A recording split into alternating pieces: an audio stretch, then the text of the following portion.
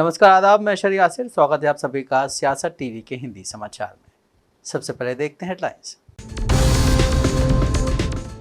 राहुल गांधी को नहीं जाने दिया गया संभल, वापस लौटे दिल्ली। अब 6 दिसंबर को होगा अगला दौरा। देवेंद्र फडणवीस होंगे महाराष्ट्र के नए मुख्यमंत्री, एकनाथ शिंदे और अजीत पवार बनेंगे डिप्टी सीएम। सुखबीर सिंह बादल पर जानलेवा हमला, अमृतसर के गोल्डन टेम्पल में हुई फायरिंग। पेंशन के लिए केंद्र के तर्क पर भड़का सुप्रीम कोर्ट, का युद्ध में नहीं गए जवान की जान। अरविंद केजरीवाल ने दिल्ली चुनाव से पहले कर दिया बड़ा दावा, कहा महाराष्ट्र हरियाणा में बीजेपी को साजिश से मिली जीत। दक्षिण कोरिया में राजनीति तेज, विपक्ष ने कहा राष्ट्रपति पद छोड़े या फिर महाभियोग का करें सामना। अब समाचार विस्तार से। कांग्रेस सांसद राहुल गांधी और प्रियंका गांधी आज संभल के लिए निकले और उनके काफिले को गाजीपुर फ्लाईओवर पर रोक दिया गया। इसके बाद जमकर ड्रामा हुआ। इस दौरान कांग्रेस कार्यकर्ताओं की झड़प पुलिस से हुई और वो आगे जाने की अपनी जीत पर अड़े रहे, साथ ही साथ धरने पर भी बैठ गए, लेकिन पुलिस प्रशासन ने उनकी एक नहीं सुनी। आखिरकार उन्हें अपने कदम वापस खींचने पड़े। संभल जाने को लेकर राहुल गांधी ने पुलिस के सीनियर अधिकारियों से बात की और उन्होंने आगे जाने के लिए 4 लोगों की अनुमति मांगी, लेकिन उन्हें इजाजत नहीं मिली। इसके बाद राहुल गांधी ने सिर्फ अकेले संभल जाने की मांग रखी और उसे भी खारिज कर दिया गया। यूपी पुलिस की ओर से इजाजत नहीं मिलने के बाद राहुल गांधी और प्रियंका गांधी दिल्ली वापस लौट गए। संभल जाने की कोशिश कर रहे हैं, पुलिस मना कर रही है, अलाउ नहीं कर रही है। एज एलओपी मेरा अधिकार बनता है कि मैं जा सकता हूं, मगर तब भी वो मुझे रोक रहे हैं। मैंने कहा है कि मैं अकेला जाने को तैयार हूं, पुलिस के साथ जाने को तैयार हूं, मगर उन्होंने वो भी बात एक्सेप्ट नहीं की और अब कह रहे हैं कि कुछ दिनों में अगर हम वापस आएंगे तो फिर वो हमें जाने देंगे। ये एक्चुअली जो एलओपी के अधिकार हैं उसके खिलाफ है, मुझे अलाउ करना चाहिए। बीजेपी नेता देवेंद्र फडणवीस महाराष्ट्र के अगले सीएम होंगे। देवेंद्र फडणवीस के नाम पर मोहर लग गई है। आज देवेंद्र फडणवीस को बीजेपी विधायक दल का नेता चुना गया। वहीं एकनाथ शिंदे और अजीत पवार को महाराष्ट्र का डिप्टी सीएम बनाने पर सहमति बन गई। इस निर्णय के बाद अब देवेंद्र फडणवीस समर्थक विधायकों के साथ नाम के साथ महाराष्ट्र के उपराज्यपाल से मिलेंगे और सरकार बनाने का दावा पेश करेंगे। महाराष्ट्र में 5 दिसंबर को आजाद मैदान में शपथ ग्रहण कार्यक्रम आयोजित किया जाना है। इसमें बीजेपी के कई वरिष्ठ नेता शामिल होंगे। फिर से महाराष्ट्र में एक बार सभी विधायक दल के गुट ने आदरणीय देवेंद्र फडणवीस जी का नाम का चयन किया है। देवेंद्र जी की पहचान एक भगवान इंसान करके, लोगों के सुख दुख में साथ आने वाला इंसान करके उनकी पहचान है और इस देवेंद्र जी के नाम के चयन से पूरे महाराष्ट्र में दिवाली जैसा माहौल है और जिस प्रकार से 2014 से 19 तक काम हुए। देश भर के किसान अपनी मांगों को लेकर सड़कों पर उतर आए हैं। अपनी मांगों को पूरा करवाने के लिए किसान आर पार की लड़ाई सरकार से लड़ने को तैयार हैं। अपनी मांगों को लेकर देश भर के किसान आज ग्रेटर नोएडा में जमा हो चुके हैं। किसान महापंचायत के जरिए सरकार को अपनी ताकत दिखाएंगे। संयुक्त किसान मोर्चा, भारतीय किसान परिषद और किसान मजदूर मोर्चा सहित कई किसान नेतृत्व वाले संगठनों के बैनर तले विरोध प्रदर्शन किया जा रहा है। किसानों के इस प्रदर्शन को किसान नेताओं के अलावा कई राजनीतिक दलों का भी समर्थन मिल रहा है। और किसानों की जो भूमि अधिग्रहण की बात है, उनकी मुआवजे की बात है, सरकार बैठ कर बात करे, अच्छा लगे। ये 7 दिन का उन्होंने समय दिया था परसों और कल उन पर कार्रवाई कर दी, तो एक सरकार की एक जो नीति है तो अच्छी नहीं लग रही। ये उपराष्ट्रपति जी है धनखड़ जी, इनका भी बयान आया, बड़ा अच्छा बयान आया। किसानों को खैर एक राहत से मिली कि भाई जो उपराष्ट्रपति जी है जिम्मेदार है, तो हम तो कह रहे हो उन्हें भी एक कमेटी में उन्हें भी ले लो और राजनाथ जी है उन्हें भी ले लो। किसान है जो उस क्षेत्र के किसान है जो पीड़ित है उन्हें भी ले लो। हम ऐसे थोड़ा चाह रहे कि भाई बात सुलझनी चाहते, बात सुलझनी चाह। भाजपा नेता सुधांशु त्रिवेदी ने कहा है कि राहुल गांधी के पास Z+A सेल सुरक्षा है। ये वो सुरक्षा है जो देश के गृह मंत्री और देश के रक्षा मंत्री के पास है। सुरक्षा के व्यक्ति को जहां भी जाना होता है उससे पहले वो का क्रम बताना पड़ता है, ताकि उस जगह पर पहले से ही पुलिस पहुंचे और उस जगह को सैनिटाइज करे, उसके बाद क्लियर करे। लेकिन उन्होंने कहा कि राहुल गांधी के पास संभल जाने के लिए ना आपके दिल में कोई भावना थी, ना ही आपने औपचारिक रूप से जानने की मंशा रखी थी। यहां पर हम एक और बात कहना चाहते हैं, यदि आपके मन में संवेदना थी और आप ईमानदारी से जाना चाहते थे तो आपको सूचना देनी चाहिए थी। और पुनः मैं कहूं, श्री राहुल गांधी जी के पास Z+ विद ASL सिक्योरिटी है। ASL का फुल फॉर्म ये वो सिक्योरिटी है जो देश के गृह मंत्री के पास है, देश के रक्षा मंत्री के पास है। ASL का मतलब होता है एडवांस सिक्योरिटी लाइजनिंग। इस सुरक्षा का व्यक्ति, ये प्रधानमंत्री के बाद सर्वोच्च स्तर की सुरक्षा है। इस प्रकार की सुरक्षा के व्यक्ति को जहां जाना होता है एडवांस में वो प्रोग्राम बताया जाता है, एडवांस में वहां पर पुलिस की टीम पहुंचती है और उस जगह को सैनिटाइज करती है और उसके बाद क्लियरेंस देती है। तो ना तो आपके दिल की भावना थी जाने की और ना आपने औपचारिक रूप से जो आपका दायित्व और सुरक्षा, उन दोनों के हिसाब से भी आपने जाने की मंशा नहीं की, एक रस्म अदायगी की और उसके उपरांत लौटकर आ गए। तो मुझे लगता है पंजाब के अमृतसर में गोल्डन टेम्पल परिसर में गोलियां चलाई गई हैं, जहां पार्टी प्रमुख सुखबीर सिंह बादल सहित श्रोमणी अकाली दल के नेता श्री अकाल तख्त साहिब की ओर से घोषित धार्मिक दंड के तहत सेवा कर रहे थे। इस फायरिंग में सुखबीर सिंह बादल बाल बच गए। आरोपी नारायण सिंह चौड़ा की ओर से सुखबीर सिंह बादल को गोली मारने की कोशिश की गई, लेकिन सिक्योरिटी ने सतर्कता दिखाते हुए इसे काबू में कर लिया। मिस्टर सुखबीर सिंह बादल जो कि यहाँ सेवा कर रहे थे, उनके लिए हमने बड़े पुख्ता इंतजाम सिक्योरिटी के किए हैं, उनकी थ्रेट परसेप्शन को ध्यान में रखते हुए। उसमें हमारे AIG लेवल के एक ऑफिसर इंचार्ज हैं और 2 SPs, 2 DSPs और 250 के करीब सिविल पारचात में डिप्लॉयमेंट हमारा गोल्डन टेम्पल कॉम्प्लेक्स में हो रखी है। उसी के वजह से पुलिस अलर्ट थी और हमारे मुलाजिम बहुत अलर्ट थे, जिन्होंने ये जो अटेम्प्ट थी उसको फॉइल किया। तो मैं उनमें बताना चाहता हूं कि रिशपाल सिंह हमारे पुलिस पर्सनल हैं, जसबीर सिंह और परमिंदर सिंह, इन तीनों ने बड़ा बाखूबी अपनी ड्यूटी अलर्टनेस से करते हुए ये सारा फॉइल किया, जो उन्होंने अटैक करने की कोशिश की। जब गोली चलाई तो इन्होंने ऊपर कर दिया, क्या किया?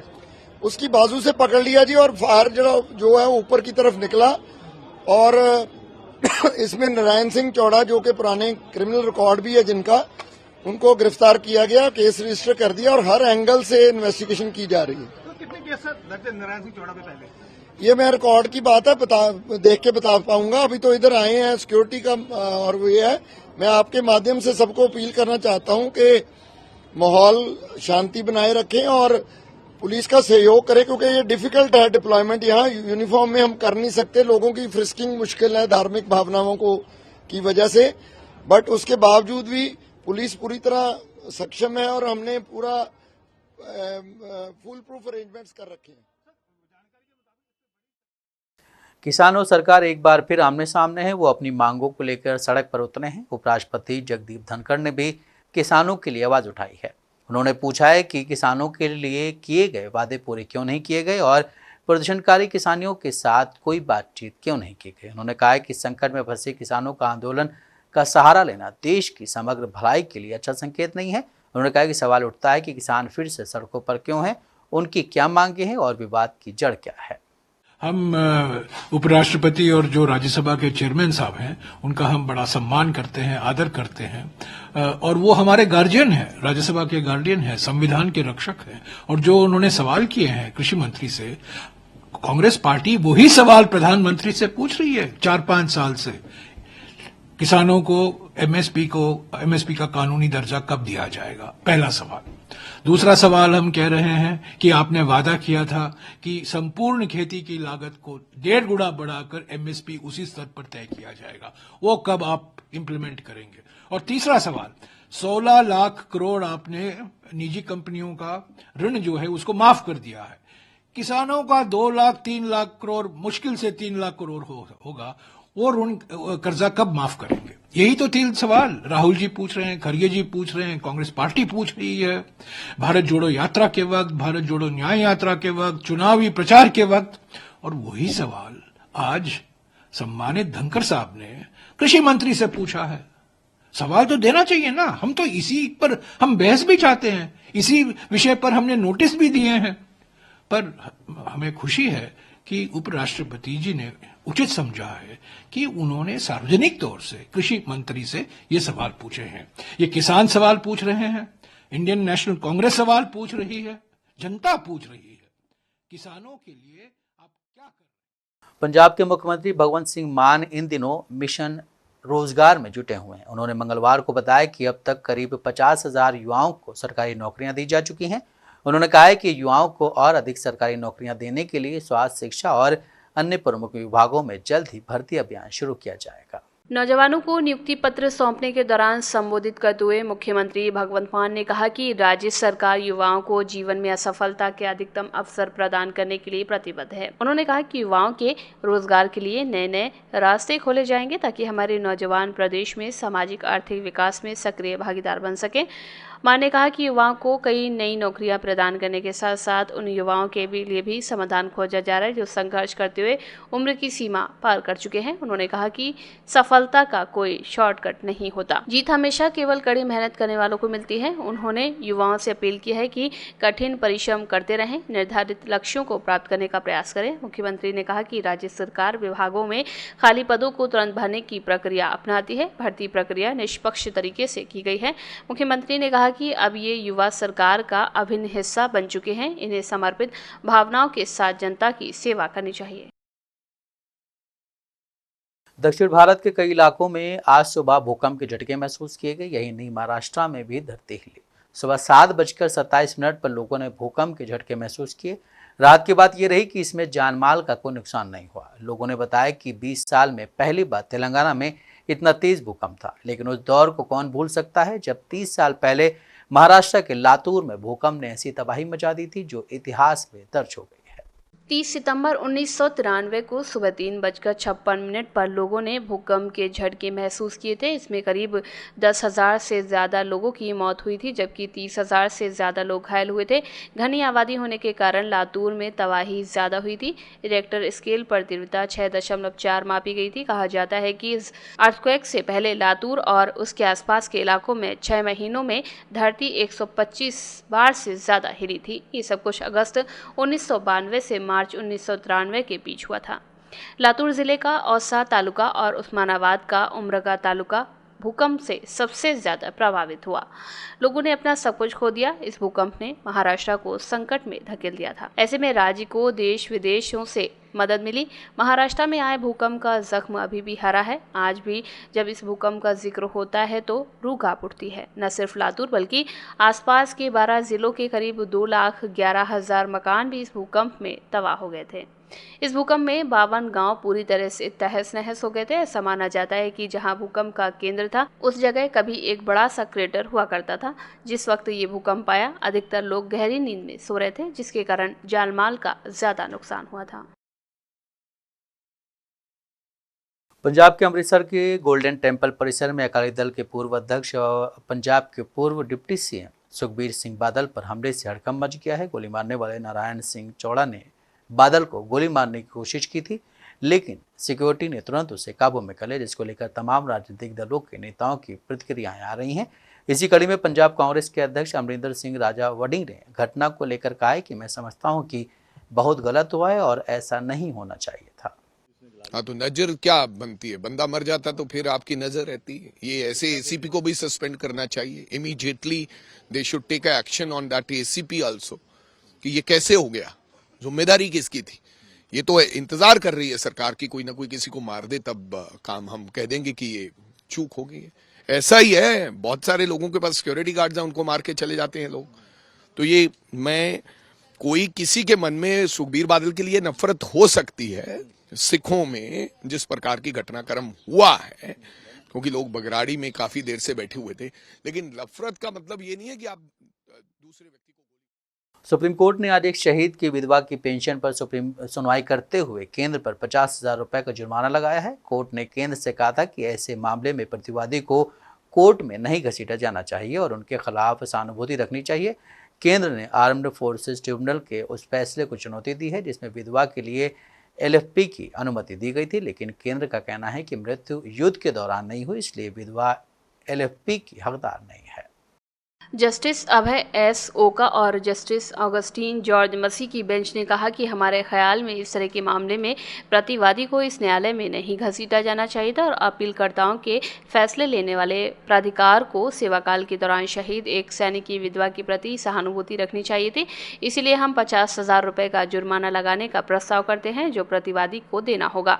केंद्र को मंगलवार से शुरू होने वाले 2 महीनों के अंदर विधवा को इस राशि का भुगतान करने का निर्देश दिया गया है। केंद्र की ओर से additional solicitor general Vikramjit Banerjee ने तर्क दिया है कि एलएफसी रक्षा मंत्रालय के निदेशक की ओर से 31 जनवरी 2001 पर जारी आदेश द्वारा शासित है। उन्होंने कहा कि एलएफपी सिर्फ उन्हीं मामलों में स्वीकार्य है जो पैराग्राफ डी और ई कैटेगरी में आते हैं, जबकि कैटेगरी डी इस मामले में लागू नहीं होती है और न ही कैटेगरी ई, क्योंकि जवान की मृत्यु फिजिकल कैजुअलिटी में वर्गीकृत है, युद्ध के दौरान मृत्यु में नहीं।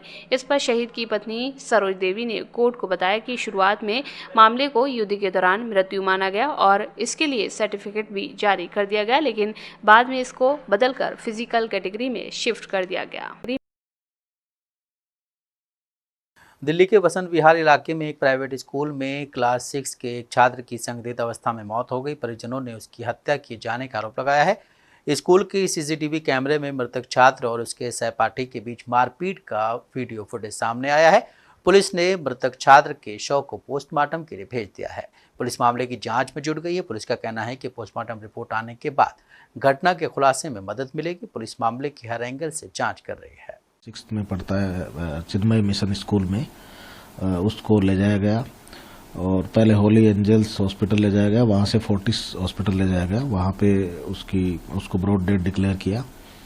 तो इसमें एसएचओ ने मौका इंस्पेक्शन किया और बच्चे का पोस्टमार्टम कराया, जिसकी रिपोर्ट अभी आनी बाकी है। और प्राइमा फेसी इसमें हमने 105 बीएनएस के तहत एफआईआर दर्ज करी है और पोस्टमार्टम की रिपोर्ट के आधार पे और बाकी पूछताछ के आधार पे हम तफ्तीश को आगे जारी करेंगे। अभी तक की जांच में क्या सामने आया है, आखिर क्या हुआ था?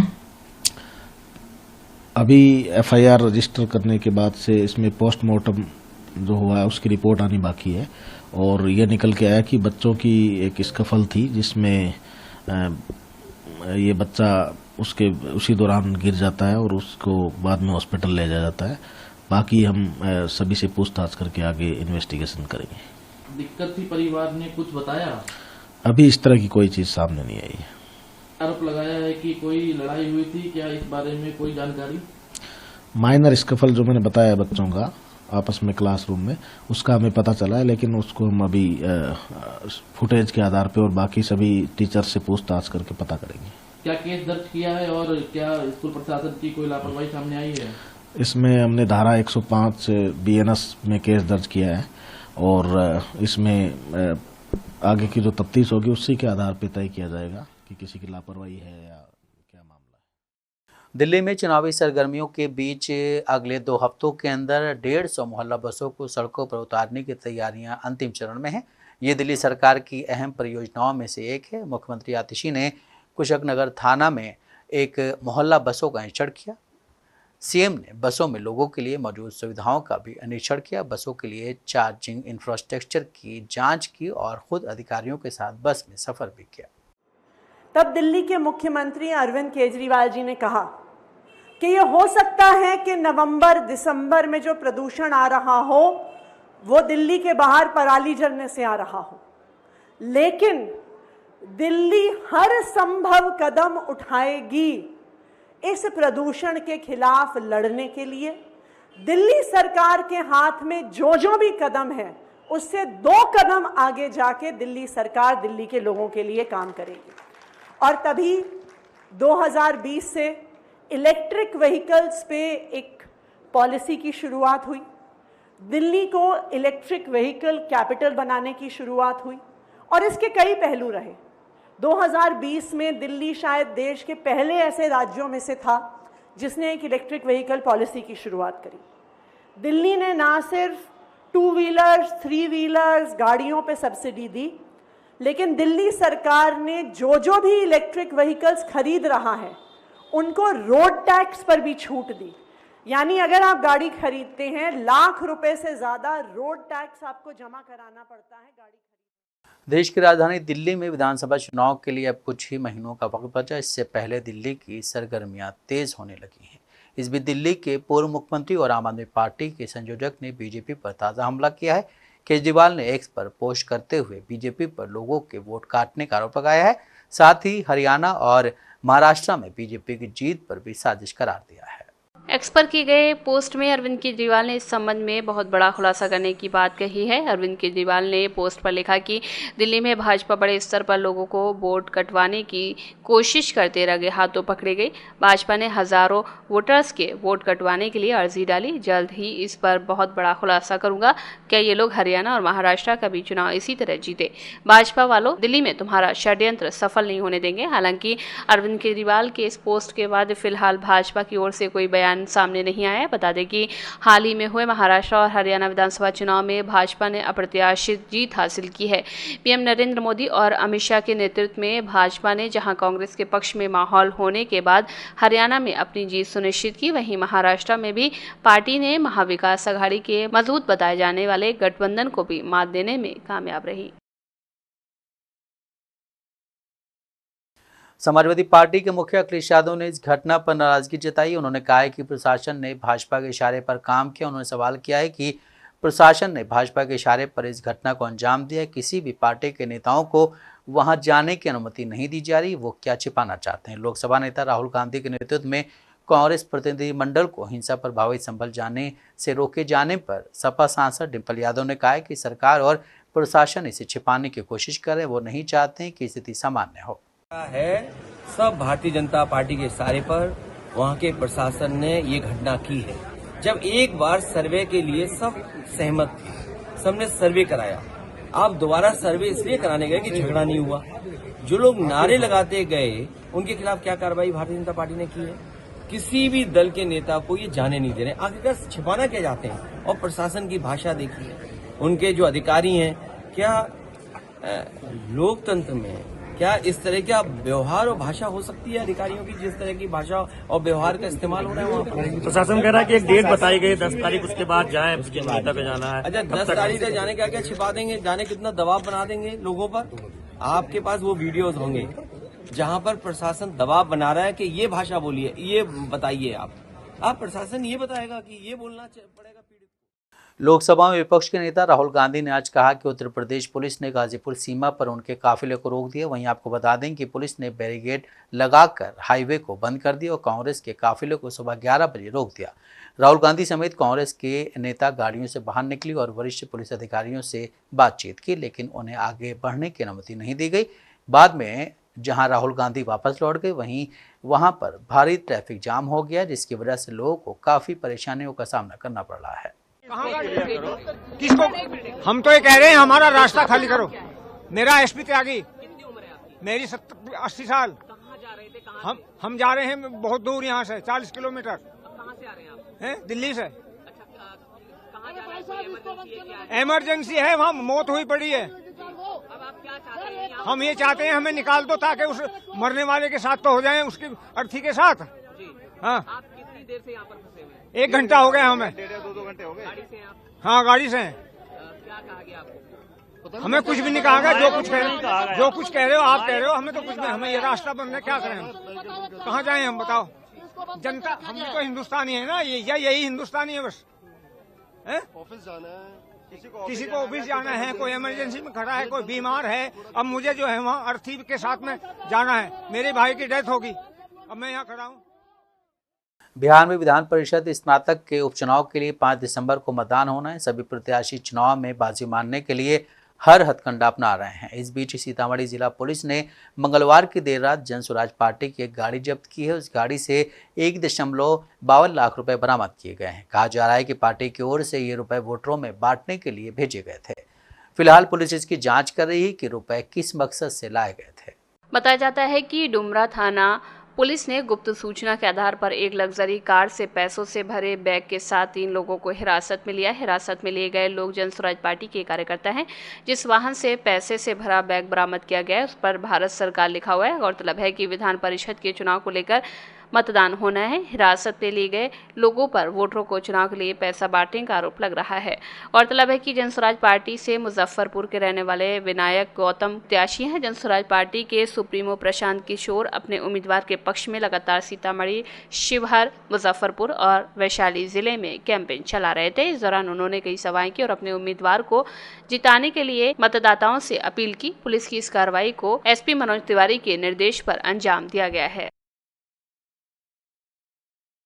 दक्षिण कोरिया के राष्ट्रपति यून सुक योल की ओर से देश में मार्शल लॉ लागू करने और फिर चंद घंटे बाद वापस लेने के बाद राजनीति तेज हो गई है। देश के मुख्य विपक्षी दल ने आज राष्ट्रपति से तत्काल पद छोड़ने की मांग की है। साथ ही ये भी कहा कि अगर वो पद नहीं छोड़ते हैं तो वो महाभियोग का सामना करने के लिए तैयार रहें। दक्षिण कोरिया की मुख्य विपक्षी पार्टी ने आज राष्ट्रपति से तत्काल इस्तीफा देने या महाभियोग का सामना करने का आग्रह किया है। यूएन द्वारा अल्पकालिक मार्शल लॉ को समाप्त करने के कुछ घंटों के बाद, जिसके कारण सैनिकों ने सांसदों द्वारा इसे हटाने के लिए मतदान करने से पहले संसद को घेर लिया। हालांकि राष्ट्रपति योल ने विपक्ष की मांग पर तत्काल सार्वजनिक रूप से कोई प्रतिक्रिया नहीं दी, लेकिन उनके ऑफिस की ओर से कहा गया है कि राष्ट्रपति के वरिष्ठ सलाहकारों और सचिवों ने सामूहिक रूप से इस्तीफा देने की कोशिश की है। इस बीच राष्ट्रपति ने आज बुधवार को अपने आधिकारिक कार्यक्रम को भी स्थगित कर दिया। राष्ट्रपति योल ने कल मंगलवार की रात अचानक देश में आपातकालीन मार्शल लॉ लागू कर दिया और विपक्ष की वर्चस्व वाली संसद में अपने एजेंडे को आगे बढ़ाने के लिए संघर्ष करने और राज्य विरोधी ताकतों को खत्म करने की कसम खाई।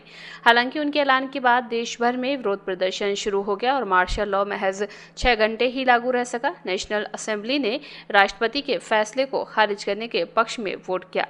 कैबिनेट की बैठक के दौरान सुबह 4:30 बजे के करीब औपचारिक रूप से मार्शल लॉ को हटा दिया गया है। 300 सीटों वाली दक्षिण कोरिया की संसद में बहुमत रखने वाली उदारवादी विपक्षी डेमोक्रेटिक पार्टी ने आज कहा कि उनके सांसदों ने राष्ट्रपति से तुरंत पद छोड़ने के लिए कहा है, अन्यथा वे उनके खिलाफ महाभियोग चलाने के लिए कदम उठाएंगे।